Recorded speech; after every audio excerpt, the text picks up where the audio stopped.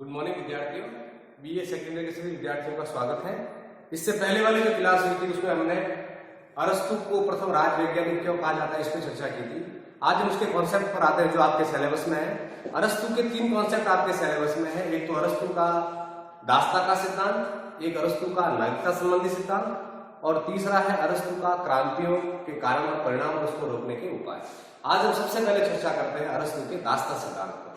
आप ये याद रखिए कि दास्ता उस समय के यूनानी समाज में एक बहुत बड़ी मानवीय बुराई थी और आपने पढ़ा भी होगा कि उस तत्कालीन यूनानी समाज 2 प्रकार के वर्गों में विभाजित था, एक नागरिक और एक अनागरिक।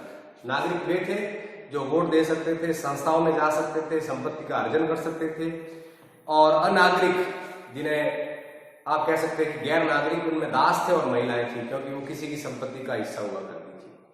और दास्ता एक मानवीय प्रथा भी थी। इसका उदाहरण आप ऐसे ले सकते हैं कि प्लेटो को अपने जीवन काल में दास के रूप में बेचा गया था और बाद में उसके एक मित्र ने उसको दास्ता से छुड़वाया।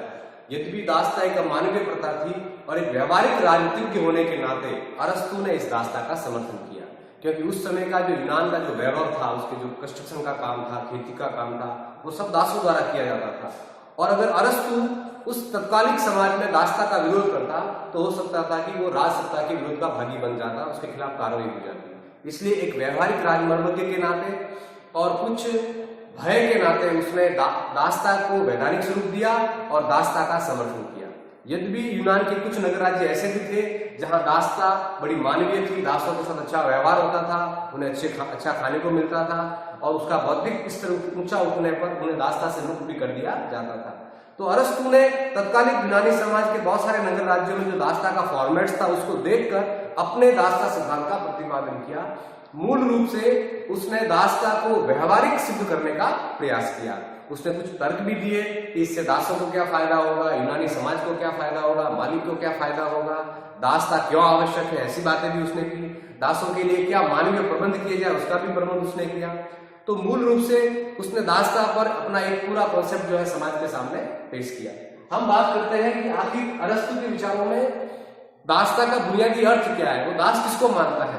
तो अरस्तु कहता है कि दास पारिवारिक संपत्ति का एक भाग है।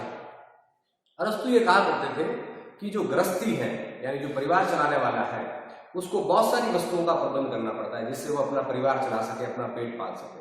और ऐसा करते समय वो 2 प्रकार की चीजों का संग्रहण करता है, एक तो सजीव संपत्ति का और एक निर्जीव संपत्ति का। सजीव संपत्ति के अंदर गाय, बैल, घोड़ा उसके यातायात के साधन है, उसके कृषि के साधन है, और दास ये उसकी मालिक की संपत्ति का हिस्सा है और ये मालिक की सजीव संपत्ति है। और कुछ वो प्रबंध करता है निर्जीव वस्तुओं का जिसमें धन दौलत है, मकान है, ये भी मालिक की संपत्ति है और वो कैसी है, निर्जीव है। और ऐसा करके वो क्या करता है, मूल रूप से मालिक गृह प्रबंध करता है, अपने घर को चलाने की योजना की व्यवस्थाएं करता है। तो कहते हैं कि चूंकि मालिक की तुलना में दास का भौतिक स्तर इतना ऊंचा ऊपर उठा हुआ नहीं होता है, इसलिए जो स्वयं अपना होते हुए भी दूसरों का है, वो ये मानता है कि मैं तो कुछ कर नहीं सकता, मेरे दिमाग को चलाने वाला कोई दूसरा है, ऐसा व्यक्ति समाज में दास है। तो उसने लिखा है कि जो स्वभाव तो अपना नहीं है बल्कि दूसरों का है, मूल रूप से वो दास है। यद्यपि वो मानव है लेकिन कि बौद्धिक कारणों से, किसी और कारणों से वो ये मानता है कि मैं कुछ नहीं कर सकता जब तक कि कोई मुझे आदेश देने वाला नहीं हो, मुझ पर शासन करने वाला नहीं हो। तो जो स्वभाव तो अपना है लेकिन वो दूसरों के कहने पे ही चल रहा है, तो मूल रूप से वो दास है। मूल रूप से दास जो है वो मालिक की संपत्ति का एक हिस्सा है और दास भी ये मान रहा है कि मेरे अंदर बुद्धि नहीं है। दूसरा, वह व्यक्ति जो मनुष्य होते हुए भी संपत्ति की वस्तु है, दूसरों के अधीन है। कोई भी समाज में वो व्यक्ति जो मनुष्य है लेकिन वो ये मान लेता है कि मैं किसी की संपत्ति हूं, किसी के अधीन हूं, तो वो समाज में दास है। पढ़ा भी होगा कि यूनानी समाज के अंदर दासों की खरीद फरोख्त भी होती थी और जो वहां का अधिजात होता वो बड़े बड़े दासों का मालिक था। प्रॉस्पेरिटी का कारण ये भी था कि दास जो काम करते थे उससे मालिक को अवकाश मिलता था। इसके कारण यूनान के अंदर ज्ञान, विज्ञान और कलाओं का विकास हुआ।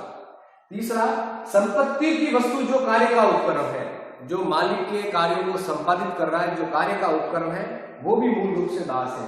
एक प्रकार से उसने कहा है कि जो स्वभाव तो अपना नहीं है लेकिन दूसरों का है, वह दास है। उसके अनुसार संपत्ति गृहस्थी के सहयोग से बनती है। वो कहते हैं कि संपत्ति जब गृहस्थी सहयोग करती है तब वो बनती है और संपत्ति अर्जन करना गृह प्रबंधन की कला का एक भाग है। आप संपत्ति अर्जन कर रहे हैं, वो गृह प्रबंधन की कला का एक भाग है। और संपत्ति दो प्रकार की होती है, सजीव व निर्जीव। एक प्रकार से ये मालिक का वह उपकरण है जिससे वो अपने गृह प्रबंधन को ठीक चलाता है, अपनी एसेट्स का निर्माण करता है। तो एक प्रकार से उसने संपत्ति का जो अर्थ बताया है या उसने दासता का जो अर्थ बताया है वो है दास पारिवारिक संपत्ति का एक हिस्सा है, वह मालिक की सजीव संपत्ति का हिस्सा है।